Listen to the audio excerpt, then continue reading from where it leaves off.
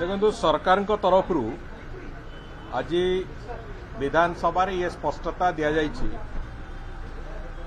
जे गृहर वरिष्ठ विधायक श्री जयनारायण मिश्र गत 2-3 दिन तले विधानसभा बाहर एक सभार जो मंतव्य देइथिले से मंतव्य सहित सरकार ओडिशा राज्य सरकार ना कौन संपृक्ति अच्छी ना सहमति अच्छी। ये वक्तव्य संपूर्ण रूपे तांकर निजस्व वक्तव्य एवं व्यक्तिगत मत तांकर सेतिरे सरकार कौन प्रकार सेतिरे सम्मति बा संपृक्ति नहीं।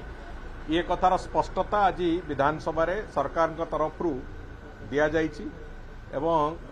एतिरे बहुत स्पष्ट स्वर रे सरकार एकथा भी कहिसंती जे ओडिशार सामग्रिक विकास पई विभिन्न अंचलर विकास पई सरकार प्रतिश्रुतिबद्ध एवं ए विकासर धारा को आगु को नबा पई जहाँ जहाँ पदक्षेप